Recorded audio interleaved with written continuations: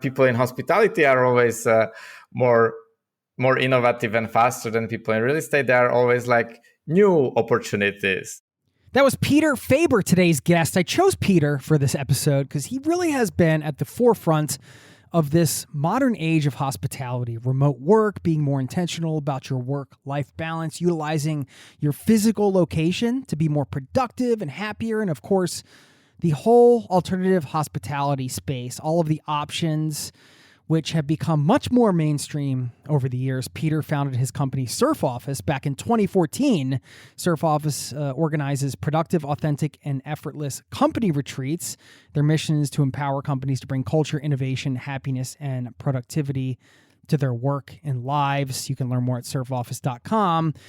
And that's why I picked him. He's been doing this for a while. This conversation is really designed to help you get your finger on the pulse of the alternative hospitality scene. Whether you are aware of it or not, this scene will impact your travels if it hasn't already. And when I say alternative hospitality, you can think glamping, co-living, Airbnb stays, unique short-term lodging, basically anything that isn't a hotel. So I was really excited to pick his brain for the trends, ideas, and opportunities that can enhance your travel experience, make it more interesting in terms of the types of places you can stay, and give you some ideas for ways you can get involved if you're interested on the business side of things. So let's dive in, shall we? Buckle up, strap in. Thanks for being here, and welcome to the Zero to Travel podcast, my friend.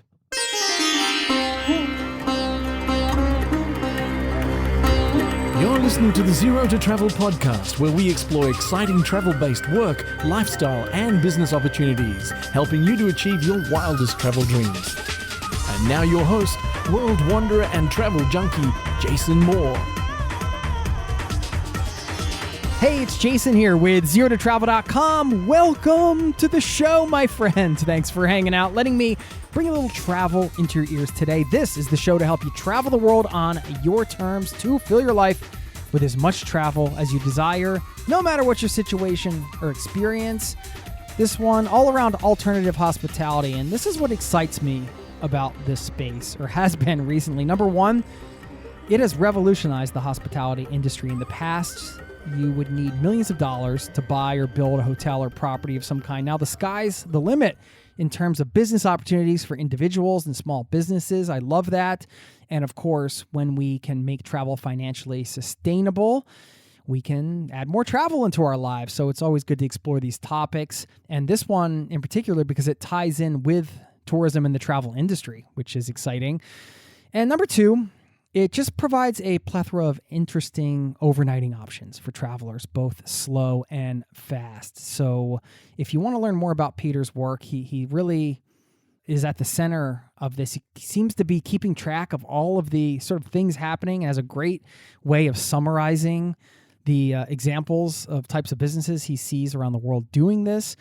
You can check him out over at peterfabor.com. Let's get into it. I'll share my biggest takeaway on the back end of this interview, as well as a couple quotes to wrap it all up. Don't forget, zerototravel.com/newsletter.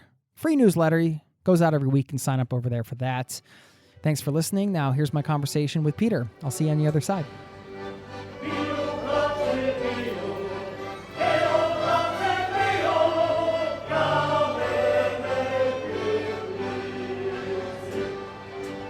Teach me something in Slovakian. Ahoj, it's like hello or hi, I guess, or ďakujem, that's thank you. So with these two, ahoj and ďakujem, you can go to shops, you can go to restaurants, and you are good. Yeah, I mean, it's always good to know those basic words, right? Just to make that connection. Now that I can pronounce your name correctly, I will say Peter Fabor. Welcome to the Zero to Travel podcast, or Fabor. Welcome to the Zero to Travel podcast, my friend. Now I'm confused. I confused myself. Just call me Peter. That's perfectly fine. I guess everyone is calling me Peter, unless I'm in some institution. Yeah.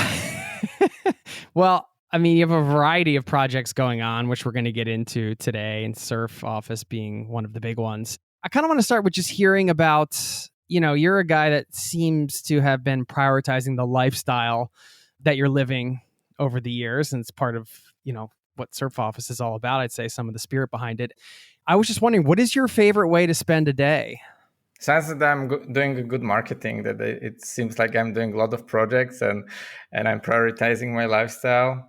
Maybe the reality is a bit different. That I'm working mainly on one project, and that's the office, and my lifestyle is just about around the work and family. But yeah, I'm trying to do other things as well. So you ask what is what I like to do besides of work. Yeah, I mean, how do you like to spend the day? I mean, that could include work. What's kind of like your perfect day in a way? I like to surf. I live now in Netherlands. There is not so much surfing. The waves are not so consistent. Before I lived in Portugal and Spain, it was much better. It was part of my daily routine. Now it's just like once every few weeks, sometimes months. And yeah, I spend most of my free time. I just spend with my family. I have a little kiddo, 2 years and a half old. So yeah, most of my time besides of work is just with him and my wife. Yeah. I have two kids myself, 5 and 7-year-old. So I know it's busy days with the small kids. It's busy days. That's true. Where did you meet your wife? I met my wife actually when I was visiting my friends and family in Slovakia, and I was there just for some short vacation, and I met her, started to date, stay longer, and then we moved together to Netherlands. Okay. And did you move there for a job? Because you work a full-time job as well, don't you? As I work remotely, I could move anywhere, so we were planning the move together with my wife, girlfriend at the time, to somewhere where she can find a job, and I just and we decided about Netherlands and Amsterdam that we would like to come here, and she found a job. We moved together. I always been working remotely, so for me it doesn't matter much where I am. I prefer to stay in Europe because of the time differences with my colleagues, but other than that, I can be anywhere. Do you miss the lifestyle of being closer to surfing, which I know is something that's near and dear to your heart? Yes, I must say that I like that lifestyle. On the other hand, I really like living in Amsterdam. It's an amazing city, and so that compensates. And I'm also trying to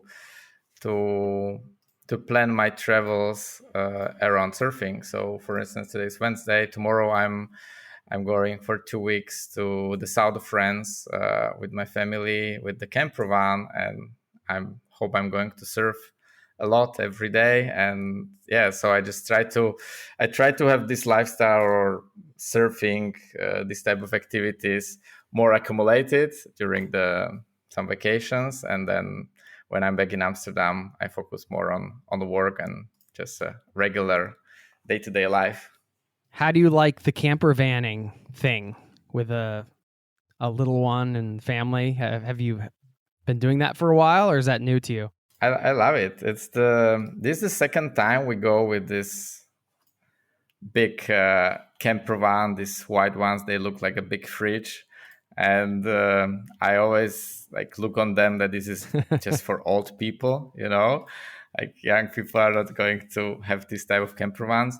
And we rented it last year for a road trip to Norway. I went for 3 weeks from Amsterdam to Norway. A road trip. We spent most of the time in Norway, and yeah, we had 1 year and a half old kiddo, and it was amazing. My wife was a bit scared of the trip, or like because yeah, she never been doing this type of like road trip in the camper van. For me, it was new in this big one, but when I was younger, I've done a lot of road trips with this Volkswagen camper. We bought with one friend of mine. We bought like this Volkswagen Caravelle, and we were just traveling around Europe, surfing all summers. So I was used to that, but it was not so comfortable like the one we rented for Norway, or we are renting now for a road trip to France. And it's amazing because when you are traveling with kids, it's always the main pain point is that if you go by car, you go somewhere, you have to unpack everything and pack again everything. If you go to some accommodation, and so it's not worth it to stay somewhere for 1 or 2 nights because it's just too much hassle.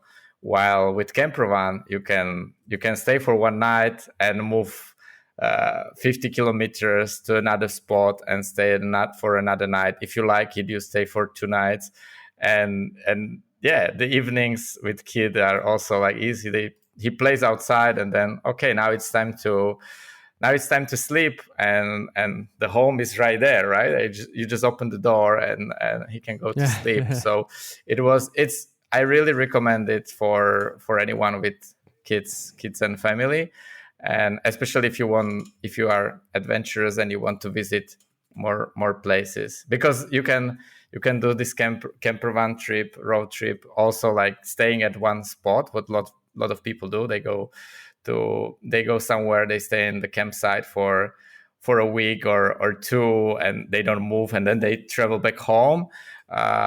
We like to move from one place to another, and this was possible before the kid with car, and now it's possible with the camper van. So I'm adjusting and enjoying it.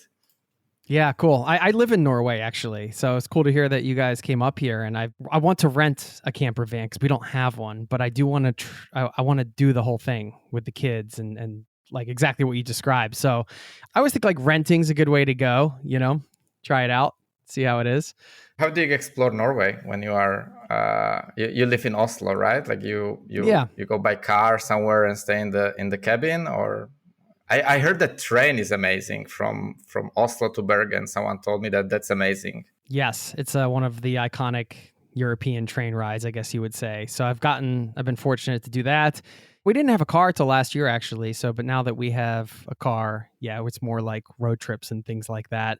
It's always a short flight to get over to the West Coast. So I've definitely taken some flights out there and just like rented cars and drove around there and stuff. But I know you're a fan of cabins, as I am, and there's a huge cabin culture here, Peter. It's like so many people have family cabins. My neighbor, he's almost embarrassed to admit, he has 4 cabins in his family. His wife and his parents are both divorced, and they each have a cabin. We're spoiled with cabins, man. So yeah, it's interesting because as I've been kind of diving into the alternative accommodation space and, doing research and finding your work and kind of going through that stuff, it's one of those things that, we can get into later, but yeah, just for this market specifically, do so many people have cabins that they don't need? That kind of eliminates the market here. That means you're more catering to like tourists and people visiting, which is totally cool, because what gets me excited about alternative accommodations is having the opportunity to give travelers a really cool experience that you value as a traveler. That gets me excited. Interesting question. Like how what do you say that if how people use these cabins, like those that own it, because like that I had that feeling when I visited Norway that a lot of these cabins they were just empty, right? Like people use them, they own the cabin. Like your friend has like access to 4 cabins, he cannot use them at the same time, right? So I had a feeling that in Norway there are a lot of cabins that are just like sitting empty for I don't know, 90% of the year, and that's interesting opportunity that to somehow monetize them or to give access to other people to use them. Yeah, that's exactly right. That was actually a startup pitch deck I made a few years ago, that exact idea. I think we're kind of like-minded in the way that just from my research on you and kind of getting to know you through your work online, you want people to have good experiences. Certain things exist. You don't want to chew up a lot of resources for no reason. I love that about the sharing economy. I think the whole sharing economy comes out of necessity in many ways at this point. right? With climate change and everything, you have to start looking at things this way. Like, what do we have now? Do we need to produce more stuff in this industry or this sector? How can we utilize the stuff that already exists? It's always like this fine line between that and, driving the economy and that sort of thing.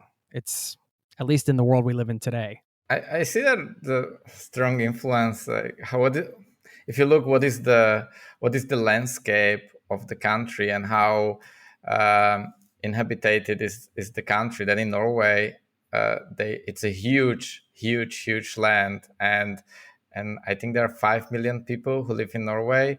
So if everyone has one cabin or two cabins, it doesn't impact much the landscape, or because it's so huge. But if you go to Netherlands, it's such a saturated land with the houses and urban development that it's not possible that everyone would have own cabin or one own vacation house, because people need to share. And US is also a good example. Like, the land is huge. If you go to places like Montana or Oregon, everyone can have a cabin. But if you go somewhere more into west, to California, or like to places in close to New York, like, it's not possible that everyone would have a cabin north of New York in Catskills. It's a dream of many people who live in New York, but it's just impossible because the land is too small. So people need to share. So this sharing economy, I see definitely a correlation between how accessible is the land and how much people are willing to pay, and then, like, if there are constraints with land ownership, then the sharing economy is the answer. Why do you do what you do? Why are you so interested in bringing people together like you guys do through Surf Office? And we're going to link to all this stuff in the show notes. What is sort of your why? In general, I'm interested in travel and hospitality, and I'm always try to create solutions, products how to make people like enjoy unique experiences. And I always been against this traditional mass travel tourism. To go to Paris and see Eiffel Tower, and I never been attracted to that. And so I always look like, what are some alternative ways to enjoy the new places and new countries. And like organizing, for instance, with Sir Office, we organize offsites, and there is definitely demand for like well-known places that people want to go to, let's say Barcelona or to Lisbon. But most of the retreats offsites we organize are actually in more like less known places and in the countryside. And it's also a great way to contribute to local economy, because when we organize these offsites, and it's often in the mid-season or low season, and we can bring them customers to the hotels, to the guest houses in those times when they don't have so much demand. And it's great for the local economy. So there are like a lot of different, I mentioned, I think too now, like there are like a lot of different reasons why I'm enjoying what I'm doing. And it also, tourism and hospitality attracts very interesting people. Like look on you are also interested in cabins, and there is always like instant, when someone is doing a project in hospitality, there is always like instant connection, like, hey, so, and people do just one thing, they have interest in many other things. So I meet someone who is working in the hotel, but that person is also interested in co-living and cabins and co-working, and you always have a lot of topics to talk about. And I'm just passionate about it. So for me, like to have own blog and newsletter and sharing it on social media is it's a great way to connect with these interesting people and then chat with them like we are doing now, or meet them in person. So that's like kind of like a full circle of my motivations why I'm doing it. I always tell people, like, if they're struggling with, what to do next, it's what you just brought up is so perfect, because there is an element of just personal satisfaction. And if you get involved in an industry where you're just around people that you find interesting and that are cool, and you're always kind of connecting with really easily, I think that's always a great first step. Even if you're starting a business you want to get into, you have all these options. It's like, well, what industry you want to be in? It's like, well, what types of like conferences would you like to go to where you'd be excited to be around those people? I wake up and I'm like, I get to talk to Peter today. I'm excited. This is cool. And it's just fun. It's just something to think about, I guess, if you're listening and you're like somebody who's considering industries to go into or whatever. I do think I agree with you. That's a consideration.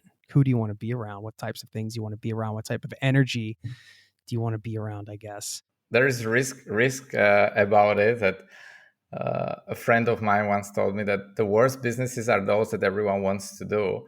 And this is the problem with travel and hospitality. Like everyone wants to do something in these industries. Like if you go, if you choose that your passion is, let's say, waste management, then you probably don't have so many people around you who want to do something similar. And with my projects, I always touch the area, or like was involved in some things related to real estate and real estate development, and that's way more boring, like when you and when you talk with people, like they are not driven by passion usually, but it's like, oh, like this is a spreadsheet, and the spreadsheet is telling me that this is a good thing to do, this is a good investment. And it's not so exciting like being surrounded by people working in hospitality. It's just like simple example, but yeah, it brings you like, it has a lot of competition for that reason, because in hospitality everyone thinks, hey, I can do this as well, right? Like if Peter is doing it, I can do it. Like usually like the barriers of entry is very low. Like it's easy to start something in hospitality or bootstrap something. One of the things that people try to do to sustain long-term travel or nomad life or whatever, if they're living abroad, whatever, it's always nice to have another income stream. And when you get on Airbnb and some of these places, you can see that how people have leverage. I mean, I used to be an Airbnb host. Like, it is a great way to create your own sort of mini business, and you have more tools than ever to do that. Do you call this alternative hospitality? Yeah, let's just define what we're talking about. I mean, in my head, we're talking about like, cabins, or, of course it could be just renting out your house or whatever, but I'm talking about more of the co-living, kind of like the alternative stuff.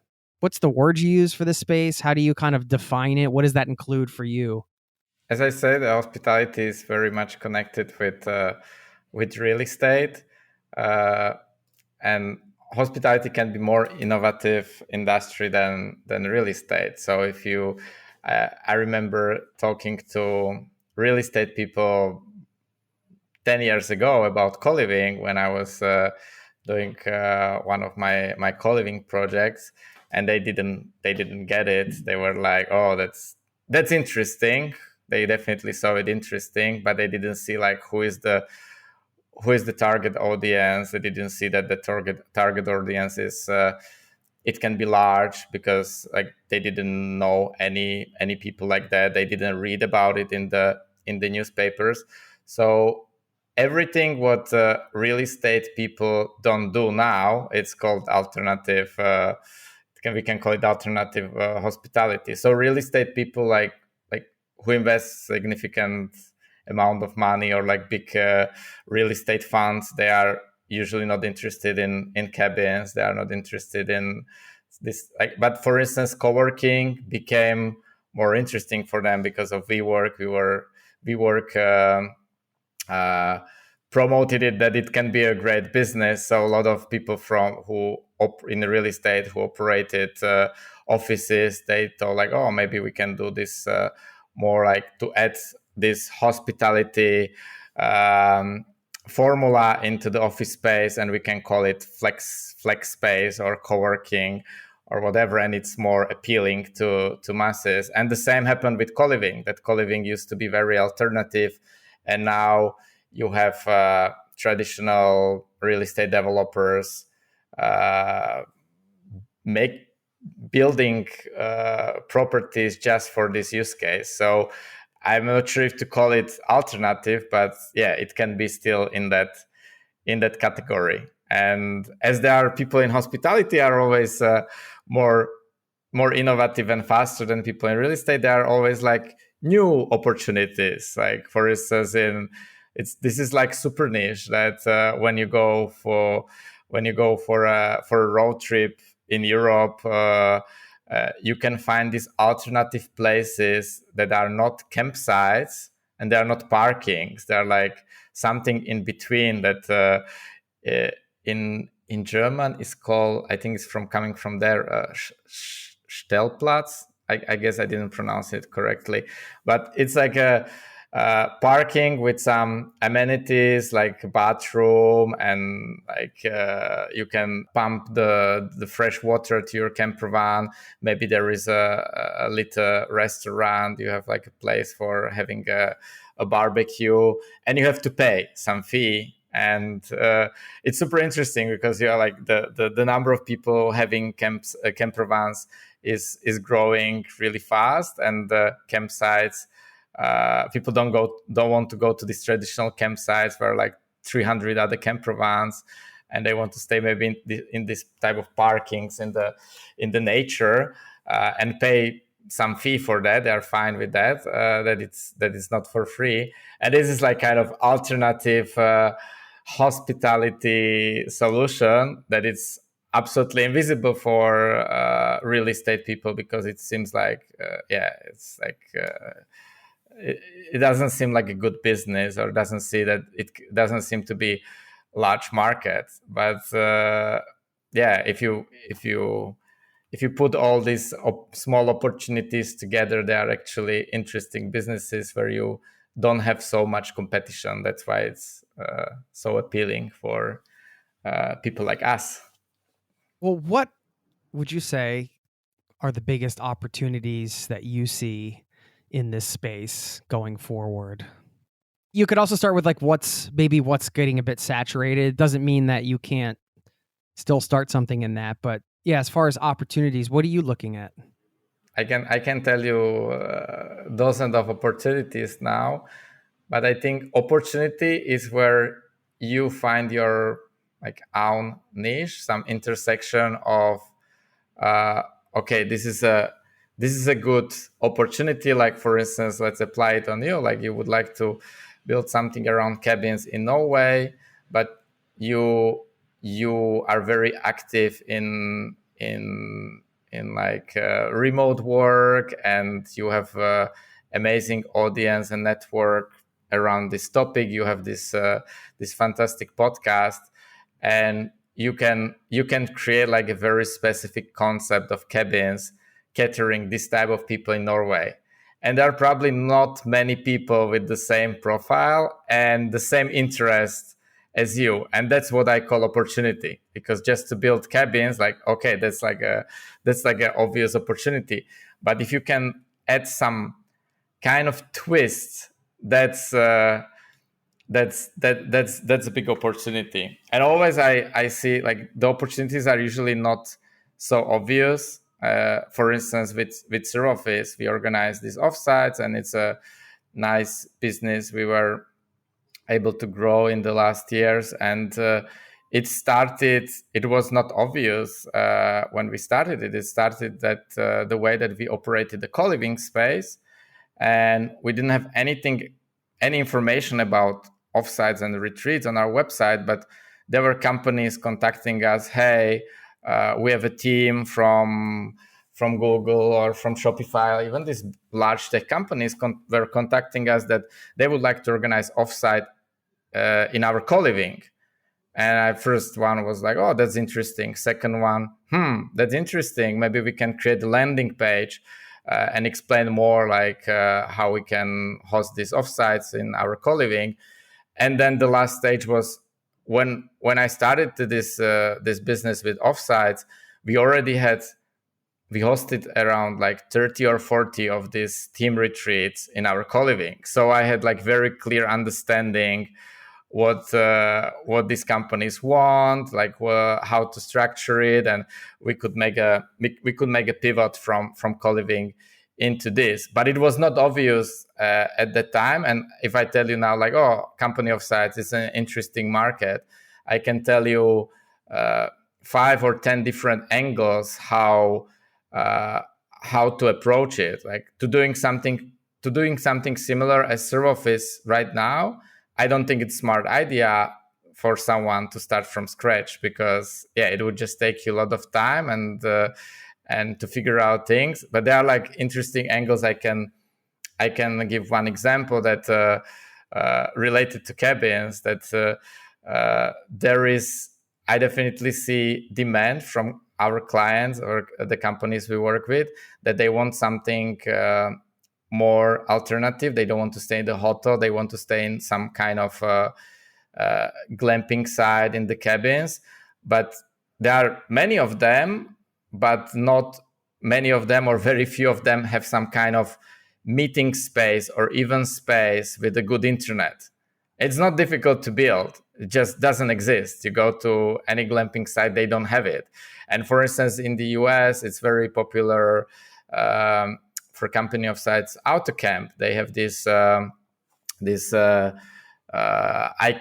Airstreams. They don't use cabins, but the concept is quite similar. So you sleep in the Airstream that is designed for as a bedroom or cabin. And then they have a large space. They call it clubhouse, where you can just hang out with people. You can have a meeting. There is some kitchen type of area. There can be food catered there, and you have good internet. So people sleep in these Airstreams, and then they meet in the clubhouse. So it's a great infrastructure for company of size. But you have very, very few of this in Europe, or even in the US. In the US, is this one called AutoCamp, quite big, and this is huge opportunity. Companies just want something, because you want a more creative environment, and it's easier to make it when you are to create the creative environment when you are in some cabins in the nature, and then in some regular hotel, right? Yeah, I mean, that's what gets me excited about Norway, where I live, and some of the things I'm looking at here, because of that exact reason. I was just talking to actually a mutual friend, Chase, who hosts the About Abroad podcast, Chase Warrington.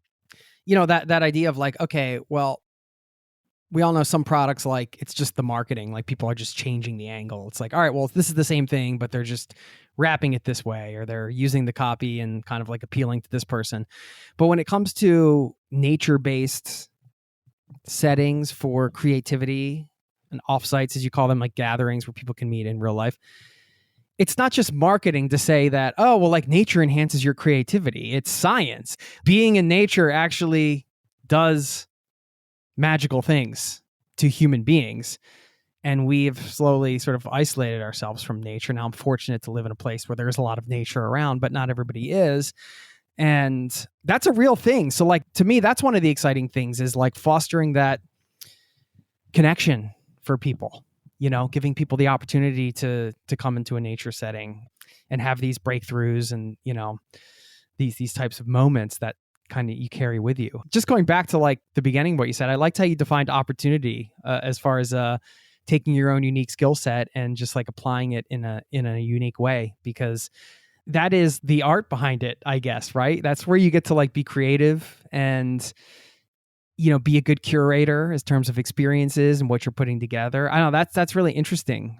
That was like really cool way to define opportunity. Travel is obviously a good way to explore opportunities that if you go a bit outside of your box, that for instance, I see a lot of I've seen a lot of digital nomads. They live in their digital nomad bubble, and they obviously all their ideas are around this how to create some project that caters digital nomads, and that's quite challenging. But if you go a bit outside of the box, of your own box, then when I did this road trip in Norway last year, I've seen many of these saunas in, like, they look like super well designed cute cabins on the lake or in the mountains, and there was no person somehow like operating it. It was like all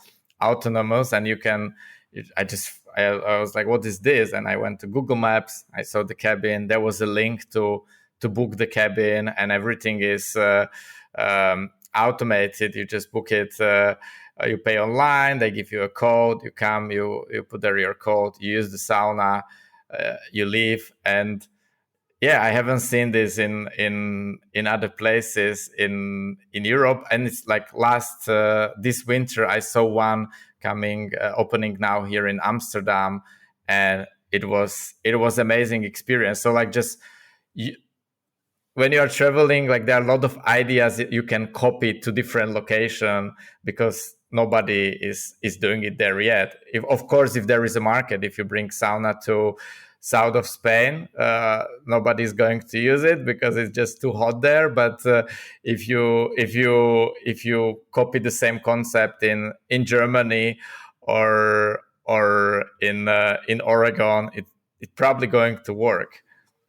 Listen, man, if you come through Oslo again, I got it, because I had a buddy come through town and we did the sauna here in the fjord just a few weeks ago, and it's an awesome experience. It really is. You know, I live here and I see these things all the time, but just like the aesthetics, like you said, of the saunas, the design that goes into each one like a work of art. And then getting to get so hot and then jump into a cold fjord, it's a treat. Some of these concepts you've shared, this is a big question I had. I actually have been thinking about this a lot and kind of going through this exercise with some of my other projects, because like you, I have multiple projects that I'm kind of building, working through, ideating on, and it's a challenge. And I want to talk about balance and things like that. But one of the exercises I did last week was I took like 5 or 6 project ideas I had, and I just wrote out, I was like, what is the MVP of this project look like? What does the minimum viable product look like? And can I set up the parameters in a way where I can just knock these out? Like, I can go to this project, do this. Here's what success means. Here's how I define success. If that doesn't work, move on to the next one and keep doing that until you find something that takes off, right? But, you know, in the alternative hospitality space, I got stuck, because how do you create an MVP when you need a unique cabin and land to put it on? And in terms of, you know, some of the ideas you're sharing, and I love the idea of kind of taking concepts from other countries and bringing them to your own. But how do you test these things in a way that's, you're not putting hundreds of thousands of dollars in, and even if you don't have that, you know, that's the other thing. Like, some of these things involving land and stuff take a lot of money, of course. So yeah, what are your thoughts? Great way how to do it, how to approach it, is to study successful concepts, like how they started. I always love to dig into. Good example is AutoCam. We talked about it, that they have these airstreams in maybe now 20 locations across the US. And I met one of the founders a long time ago, like 6 years ago in San Francisco, and we're just talking about how they're doing, and I was interested like how they started. And he said that, so what was the MVP for AutoCam? What is now, they raised in total more than $100 million, and it's a huge business. How did they start? Like, now it seems like impossible to replicate, but everyone has to start some way. And I think they had 3 or 4 airstreams in Santa Barbara, if I'm not mistaken, in California, and in some like backyard that they rented from one of the investors or partners. So they made some initial investment, and they tested this concept. They didn't have properly developed brand, so they just rented it on Airbnb, and they were testing the feedback from people on Airbnb, and then it was like, okay, this is going to be hit, because it was not clear if people are going to like staying in Airstreams, right? Because it was quite a new thing.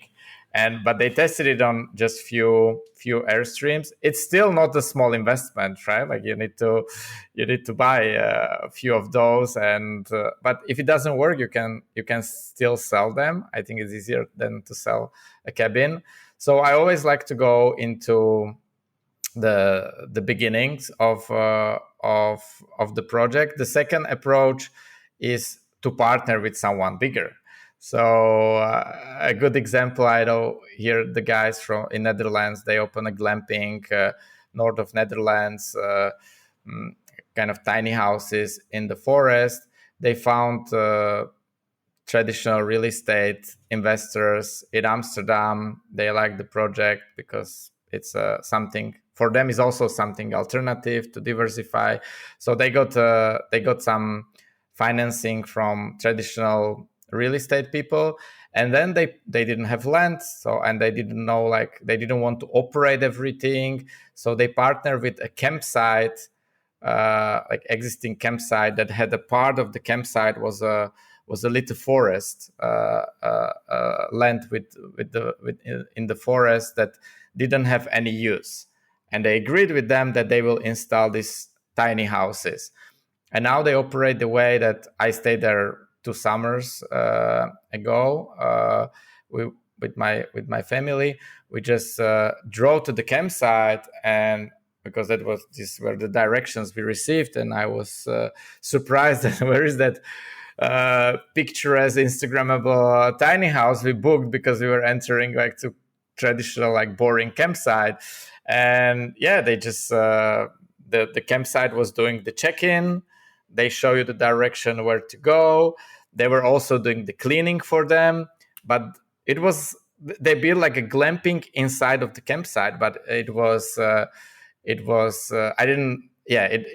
great experience. But for them, it was very smart that they delegated all these things related to cleaning, to maintenance, and so and they just focus on the hospitality part and online marketing. So that's the second approach, to start MVP, to partner with someone bigger or more partners. Like in this case was real estate investors plus the campsite. This helps a lot with challenges like getting the licensing and permissions, things like that. When you are not so experienced, like someone more experienced can do it like 10 times faster. And the third approach, that it's my favorite, is just follow your passion and try to build something what is more digital or smaller. Try to build the audience, try to build a cool like small product. A good example, last week I talked with a friend of mine. He's a revenue manager for one large property management company in Portugal. They operate like 100, 200 units, and he's very good in like optimizing the prices, how to structure your, like how to position your Airbnb listing, how to make like changes that bring you more revenue.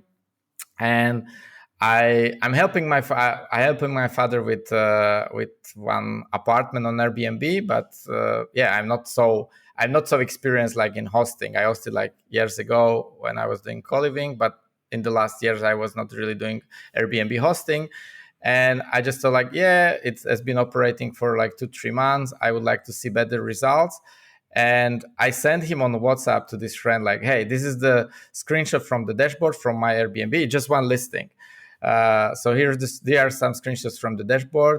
Here is the link to the Airbnb property. And the third thing, what he asked me to do, if I can register our AirDNA. What is for people who don't know, it's the website where you can analyze the area, and it will tell you like what's the average daily rate, and what are like the competitors, what is their occupancy. So kind of like market research. And it costs, for one small location, it costs like $15 a month, so you can just buy it for 1 month for $15, and it gives you like a complete analysis. And so he asked me to register there, make some screenshots. I said everything to him on WhatsApp. And yeah, after 2 days, he wrote me like, yeah, I finally had time to look on it. It took him like 10, 15 minutes to just have a look on it. And he gave me like hints, like 1, 2, 3, 4, 5, what I should do and advices. And I told him, man, you should start service called Roast My Airbnb. You create a simple landing page. People put there like all this data I send you, and you charge, I don't know, 100, 200. And you tell people like, yeah, I will send you a Loom video, 15 minutes or 10 minutes, or a WhatsApp message telling you what to do. And these changes can probably help you to make thousands more on Airbnb. And this is like a good example of like, if you have some domain expertise, like trying to think how I can build something smaller without big investment or long-term commitment, and just test some ideas. And if you start this, you can then maybe start the agency for revenue management and work with bigger properties. And so you can stack up and build on top of that. Well, you mentioned Portugal, and how long did you live in Portugal for? I lived there for 2 years, but before that, I studied in Portugal, so I had some connection with Portugal, and so in total, and I used to spend there summer. So in total, maybe I spent there like 3 years and something. I have a strong connection to that country too. I don't know. The first time I went was to give a talk at a conference called DNX, which I don't think it's around anymore. It was probably in like 2014 or 15 or something. I saw the vision then, but it was early. It's in terms of like nomads coming, and now how it's turned into like almost like a second California, some people say, in some ways. But I just felt a really strong connection to the place. And then I went back with my wife. We found out she was pregnant like right before we left on this trip, and we just did a short trip to an area I think you've spent some time. We were in Baleal, which is right outside of Lisbon. There's like, I can't remember the other name of the town nearby. There's like a bigger town nearby. I think you know that area. Peniche. Yeah, Peniche, yeah. For the surfing, I went to just to try to, get some surfing in, because I'm a very crappy surfer, but I like to try, and it's fun to, wipe out and get splashed around and all that good stuff. I love it, and I love the people, the culture. It's just a good vibe there. We could talk about Portugal specifically, but I'm just curious for you, markets, countries, places where you see, I mean, we can start at Portugal. Like, it seems like so many people have come in. Is it almost too late? I know you have your Hood Picker project where you can find the best neighborhoods in Lisbon and find places to live. I mean, you have a lot of knowledge and projects around Portugal. So yeah, I'm just looking for, I guess, back to like trends, or like, where are things going in terms of like markets and opportunities, going back to that word. I know this is a huge question, Peter, so I don't expect you to like, hand us some magical answer on the silver platter, but if you could just share some of your best advice, thoughts in terms of locations, things like that. Well, the general advice is always when the location is interesting for certain type of people, but the majority doesn't care about it or is overlooked, then might be interesting opportunity. And this small group of people, at least this is like my observation, that you have often first surfers coming to, if it's a surf spot, surfers coming to the location, and this can be example of in Bali, in Canggu, or in Portugal, Ericeira, and you have more places like that around the world, where first surfers first come, and then it attracts like their friends and friends of friends, kind of like hipster hippie crowd. Then the backpackers come, and then it starts to be interesting more for like nomads or this type of people. I will come there just for 1 week, and there is already some infrastructure that there is some, you can have a flat white, you have like there's some cool surf shops, and it's like it's appealing for crowd who likes to post stuff on Instagram, and then, and then it starts to be popular for masses, and then everyone is visiting those places, and it's over because it's just too crowded. And I see this before this was happening. It took like 20 years from the location not being very popular to become super popular. But now with social media and Instagram and so that these places can become very popular like in few years. I remember being in 2018.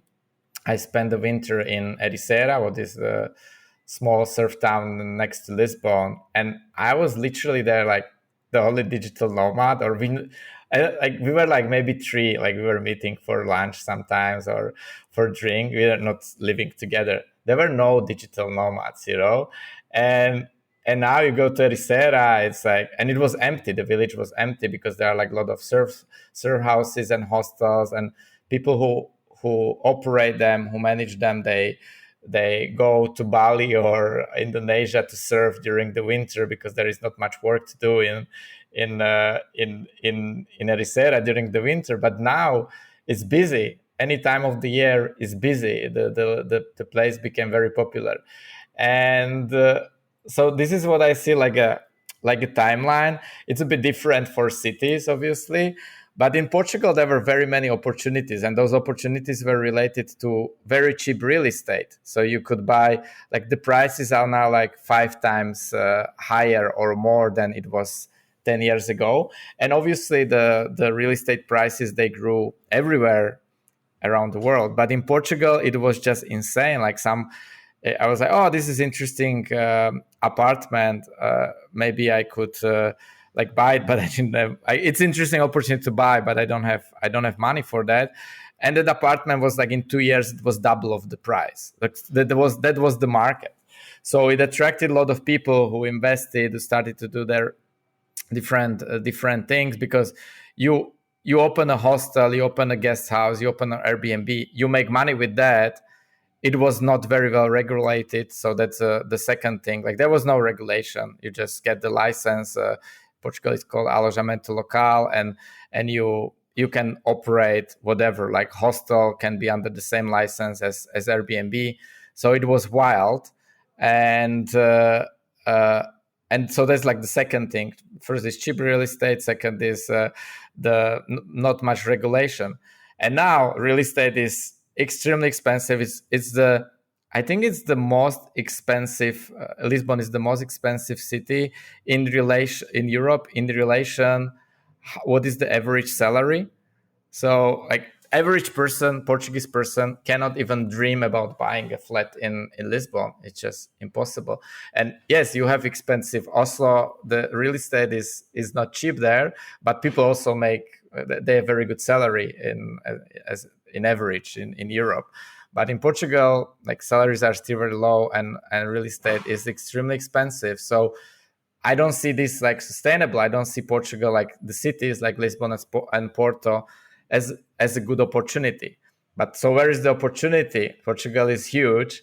There is a lot of land. There are a lot of small towns that are where are no people. I talked a few weeks ago with one guy who operates some Airbnbs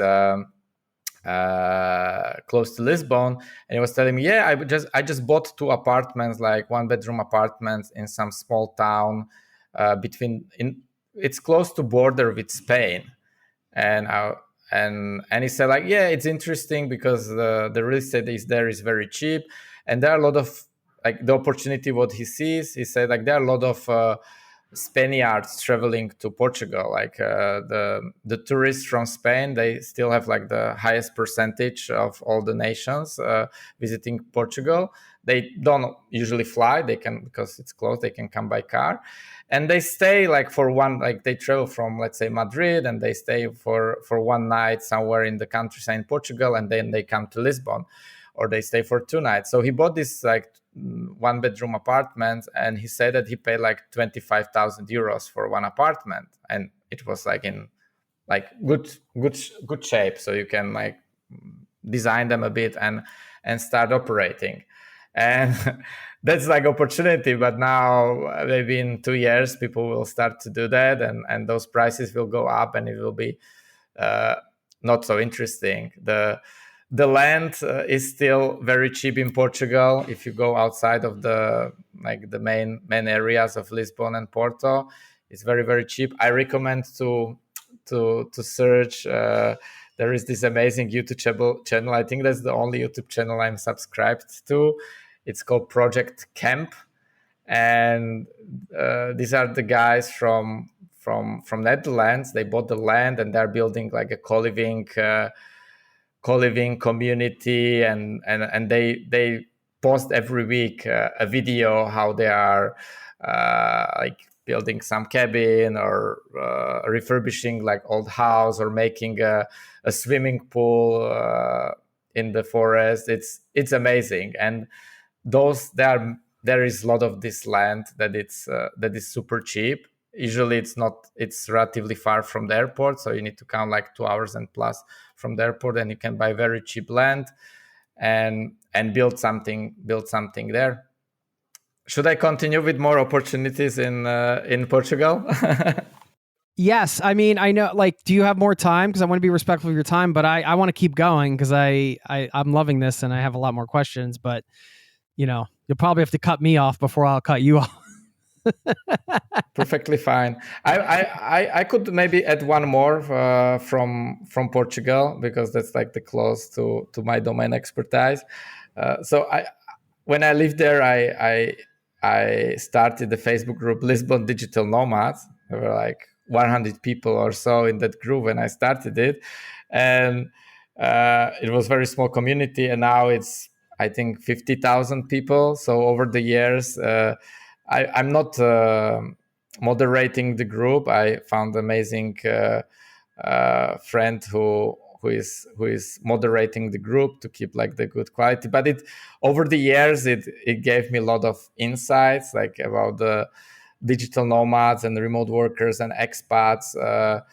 What are their needs? And I see interesting opportunities there. And one is quite obvious now, and it's like to have like some apartments for remote workers that are a bit bigger, so they can accommodate a small family, like. And it doesn't need to be co-living, or it shouldn't be co-living, because there is this obsession in this digital nomad bubble that you need to create a co-living space. But most people don't need to share the kitchen or bathroom with others, like, or living room with others. You want to have your own privacy, and you want to network with other people, but you don't need to live in the same house.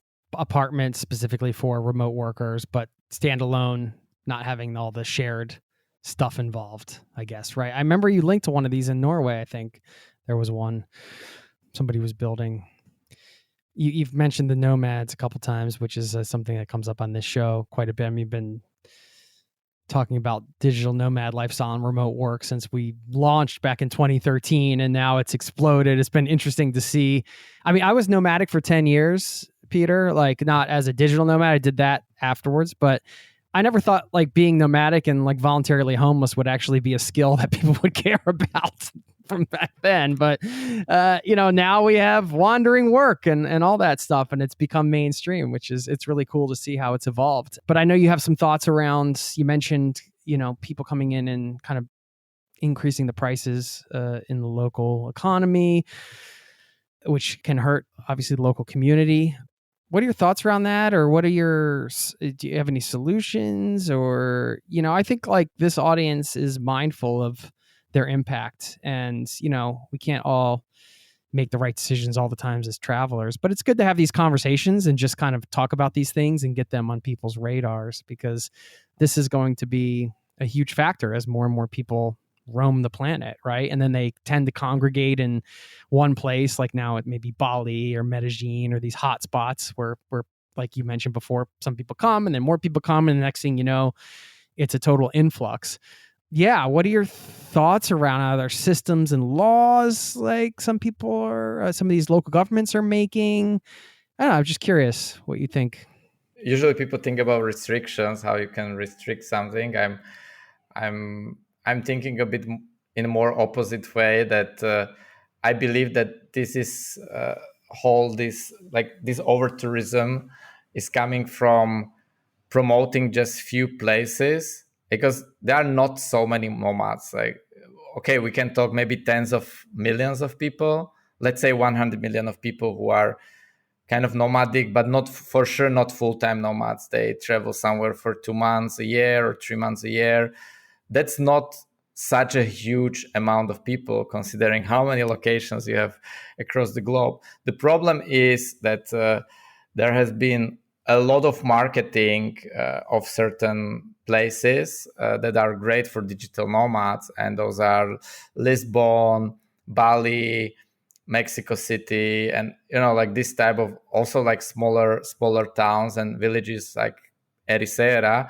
And there are like most of the nomads, or people we can call nomads now, are nomads they started like in the last 2 years, and they just want to go to places that they see like, oh, these are the most popular ones. So everyone goes to Bali, everyone goes to Lisbon.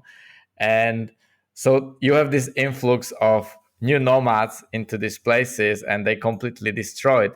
And smaller is the place, bigger is the impact. Like if you go to Mexico City and you put there uh, uh, 50,000 nomads, it doesn't going to make any difference because the city is huge. But if you do it in Lisbon or in Bali, the impact is huge. So I think the solution will come automatically, that people will just start exploring other places. We can also, like, the people who are influencers in this space can also promote other places, and good example is Portugal, that everyone is obsessed with Lisbon, but the whole Portugal is amazing. The whole coast, also when you go to the inland to countryside, and the nomads are concentrated just in Porto and Lisbon, and not many other places. So I think it will come naturally over time, that people will start to explore new places. And like the Spain as well, like people go to Canaries. That's obvious because of during the winter there is just better weather. But you have whole south of Spain that it's very nice during the winter, whole Andalusia, and you don't meet many nomads there. So it just needs a bit more marketing. The places that want to attract nomads, the municipalities, the towns, the town halls, they can do more marketing. Like, for instance, Madeira did brutal marketing to attract digital nomads, and as the best place for digital nomads in Europe, or nomad village. I don't think it's definitely, I wouldn't say in top 20 places in Europe that it's like best for digital nomads, Madeira. But it just had hype, so people go there. Madeira is amazing to visit, to go there for hikes, to spend there some time, but to stay there like longer, I think there are much better places.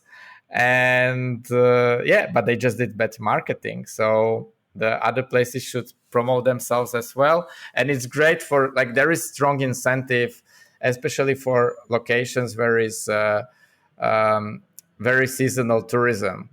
In Bulgaria, there is this now quite nomadic. There are a lot of nomad village, Bansko. I never been there, but there was a lot of I was reading a lot about it. That it's like a very popular destination for skiing and for Bulgarians. It's in Bulgaria, so people go there during the winter to ski. But the rest of the year, Bulgarians don't care much about it. Some people go for hiking, but it's not so popular from my understanding. So all these apartments and hotels, restaurants are empty. And so the guy who all started that created like the whole branding about Bansko, that come here. There is very interesting twist that they are not in Schengen. So if you are American traveling to Europe, you have only 3 months. You can stay in one country that is in that is in Schengen. So you can stay in Portugal for 3 months. But if you go after 3 months, if you want to go to Spain, you have to leave you have to leave Schengen. So you can go to Bulgaria for 3 months to that village. You know that there are some other nomads, and then you can come back to Spain after a while. So it's a interesting ingredients, interesting twist, and it's helping a lot the local economy, because those apartments, those hotels would be empty during the mid season and low season. That can be during the summer with amazing weather.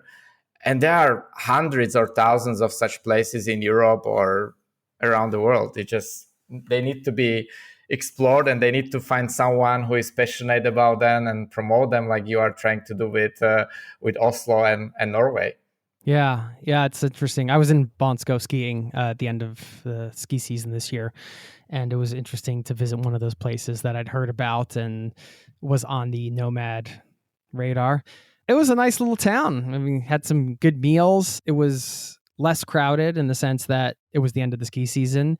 Met some cool people. I'm a citizen of Norway now. I don't have to do the Schengen thing, so I don't have to worry about that. But I get that that's location wise might be a good place to escape to. And now, because there's people there, as you mentioned, building sort of infrastructure, and I wouldn't say building infrastructure, I would say building community, right? The infrastructure for community to bring people together, or at least creating the space for people to come together. And I think that's what this comes down to. A lot of this is like, well, in this world, right? Like nomads, you see your Facebook group blew up to 50,000 people, like people that are, solopreneurs, or maybe they're traveling as a couple, whatever. They want to be connected with other people who are working and traveling, because it's just nice to have that connection.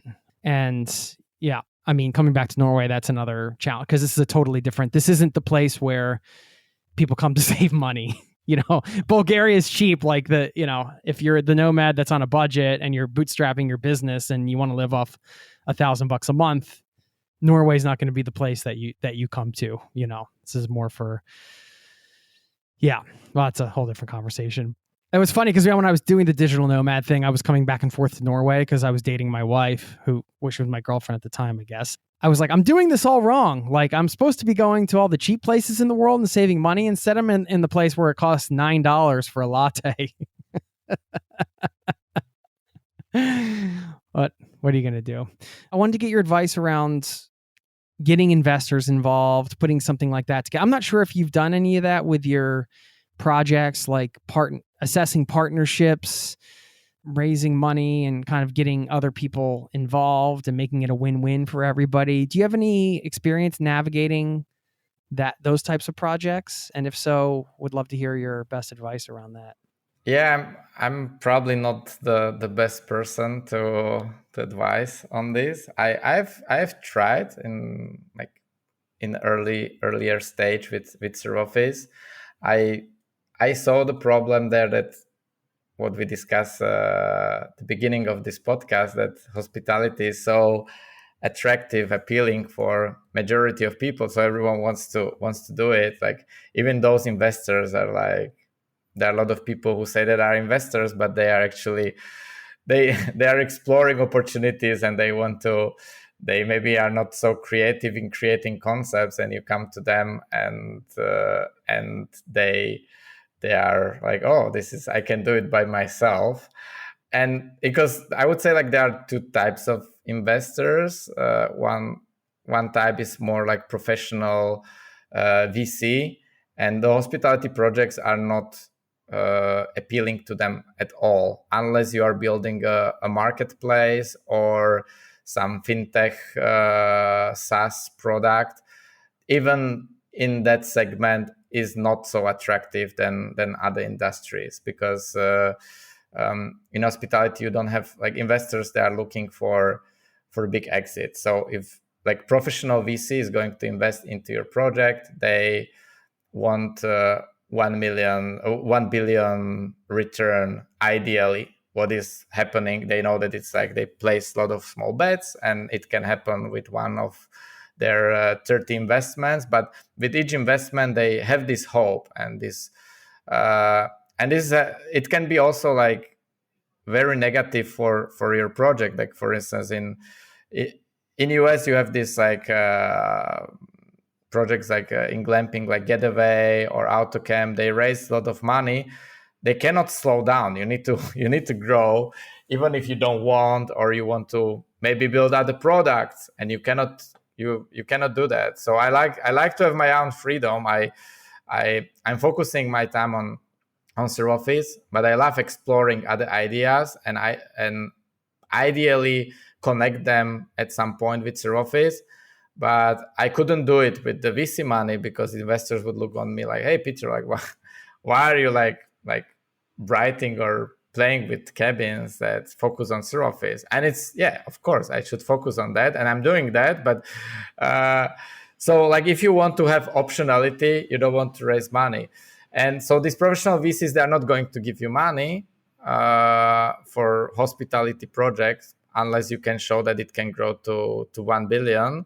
So you need to search money from like real estate people or angels, not professional investors. And there you have this problem, what I mentioned, that they see like, okay, so you don't like you don't have money, and the most important thing here is to have money to do this project, because like it's not like in software that you are a super smart CTO who can build some AI product, and they cannot do that.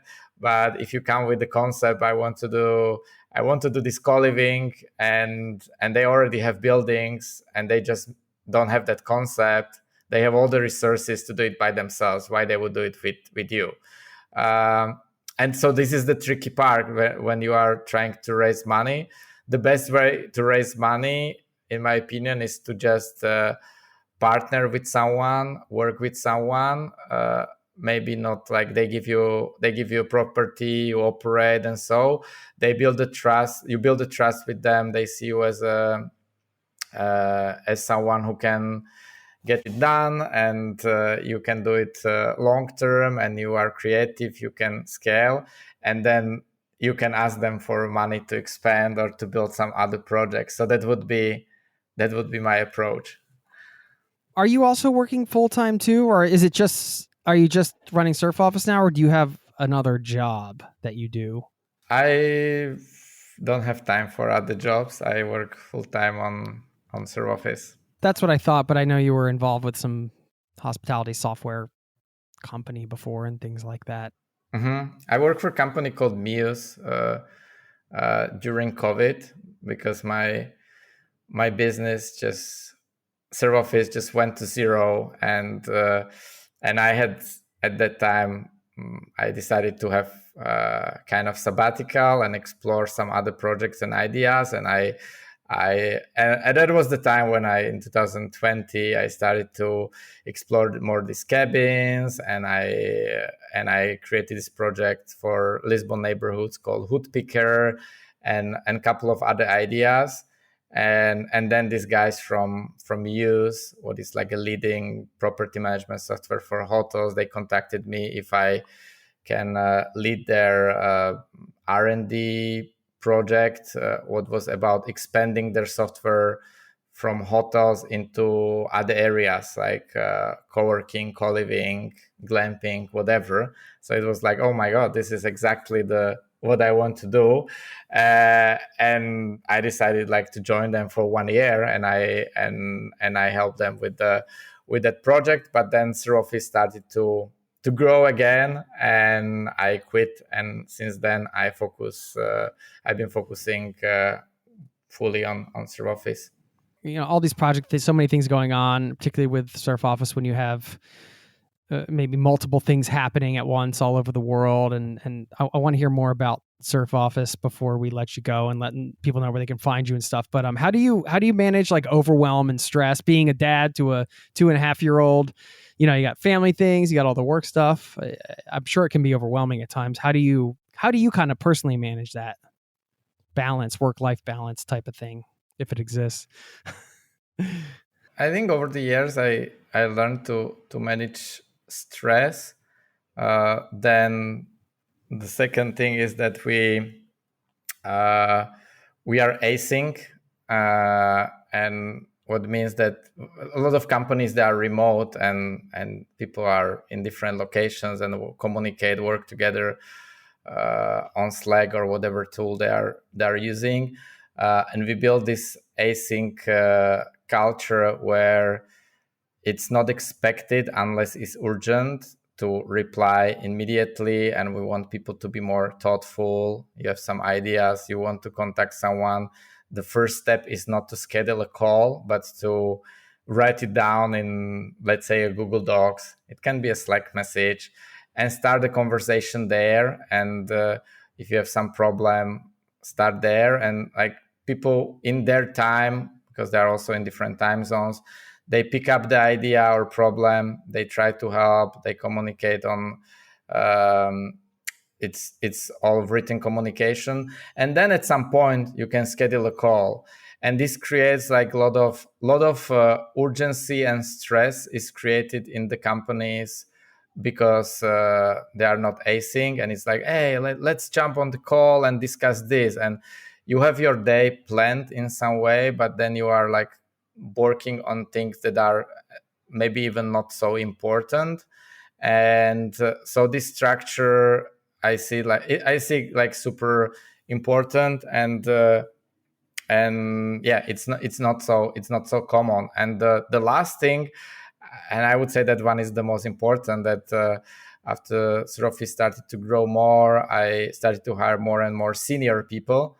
And so I'm not the one that has to do everything. And now, like, all the areas of the business, we divide business in like four areas. One is the supply, that is a team responsible for all the communication and partnerships with the vendors, with the hotels, and so.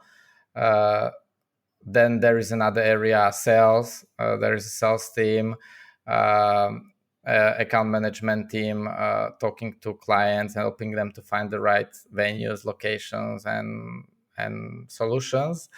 And then there is operations team that is helping to plan all these events. And there is a marketing team that is the fourth area, that is helping to find the customers, the leads. And each area was before operated by myself, and I hired some like freelancers and people like helping me with that. And now we built like a full-time team working on it, and each area right now has like a leader who is making sure that things are working well. And these people they have their vision and leadership skills, and they are problem solvers. So less of that is coming back to me, what means like all the problems I solving are just harder. There are less of them, but they're harder to solve. But it gives me also joy to work with, like, to come to this stage that we work like with lot of senior people, and that just gives you less stress. Yep. And I'll remind people, surfoffice.com, and that's where you guys plan productive company retreats for people. You guys host work retreats, team building, remote team retreats, leadership retreats, startup retreats, custom retreats. I've been watching it and seeing what you're doing and the resources you've built on the site. And yeah, it's just really, thought the location finder was really cool. That was a really cool resource you built. I don't know if that was you as on the tech side, but good idea. It's great also for people who are not, they don't need to organize a company offsite. Like if you go to Suroffice, in the menu, you find in the navigation menu, you find resources, and there is location finder. You can use it like when you want to meet your friends together, or like like you meet like students from the university. You live now in different cities and you want to meet in one location. That tool you just add there like where is everyone located, and that tool will help you to find the most optimal spot for meeting, not just based on the price of the flights, but also like the distance, travel distance, and number of layovers. Yeah, you plug in. I did it for fun, and it was cool. You have the like how many people are coming from whatever airports, and then it calculates for you. And I was, did you build this? Did you actually do the tech work on this? We acquired the project from two developers. They build it they build it with the use case of like meeting Erasmus students, but in Europe, like it's popular that you go to study for 6 or 12 months to different country, to different university. You meet a lot of people, then you come back home to your university, and they want to meet, like they want to organize like anniversary gathering. So that was these two guys. They made this use case, and nobody used that. Nobody was interested in that tool. And someone told me about it, and I look on it like, oh my God, this is amazing. That this is exactly what we need, but for a company of size. And I talked with the guys, and I told them like, hey, yeah, I have a use case for your tool. I'm happy to pay you the something for it, and if you can also help to make some adjustments. So for instance, in the results, it shows you which location is Surofis location that we organized there offsite. So, and we made some like little UX changes. And now this is already the second version. So we have been working with those guys already for a while, and they are like helping us to improve the tool. But we didn't build it from scratch. We acquired it. Yeah. Okay. That's interesting. Yeah. I mean, it's another kind of, yeah, I hadn't thought about just finding a tool like that and acquiring it and just tweaking it and repurposing it, I guess. Very smart. Well, do you want to share? Because I know you have your personal website that kind of lists all of the various things you have going on, which is how I found some of the other associated projects like Hotel Nuggets and Epic Monday, where I purchased that product that you have, which is really cool. And is that the best place to find all the things? Or my personal website and blog is my name and surname.com, peterfabor.com. And you can find there like links to all these projects we discussed here. And also I don't write much on the blog, but I try to write more regularly the newsletter, where I share this idea. So if you like this podcast, and especially the part about the ideas and what to do and how to build the MVP, I like to write about it in my newsletter, and it's a great way to connect to people who would like to build something in this space, and I'm interested to like maybe help them or invest into it or something like that, because I don't have so many time resources to build new products, but I definitely have other resources. I can help people who are doing something interesting in this alternative hospitality niche. I'm on the newsletter. I'm a fan, and I was really excited to chat with you, and I love the content you're putting out. It's been super helpful, and this podcast was no exception, that's for sure. So, man, truly appreciate your time. Let's stay in touch, and thank you so much. Thank you. It was great chat, and hopefully there was some inspiration for the listeners. Talk soon. Tons of inspiration. Yes. Thank you.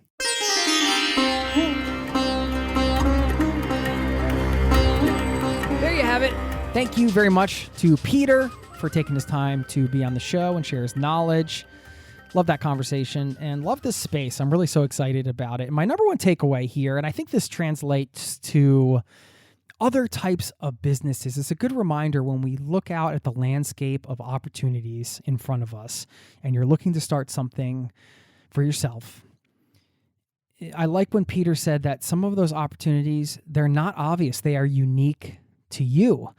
They might be a collision of your unique abilities, network, location, as he laid it out in the interview. And I love that because it reminds me that we don't have to be so intimidated by all of the competition. Yes, there's competition in business and you have to get yourself out there, but I really much more believe in cooperation. And I love the empowering concept that the creativity, I suppose I could say, that comes with creating something for yourself, and that these opportunities are really unique to you and how you curate and put them together, and how you bring all the pieces and put them in place. So something to keep in mind if you're ever having a hard time kind of pushing through some ideas and things of that nature. Remember, they're unique to you, and that's your superpower. So there you go.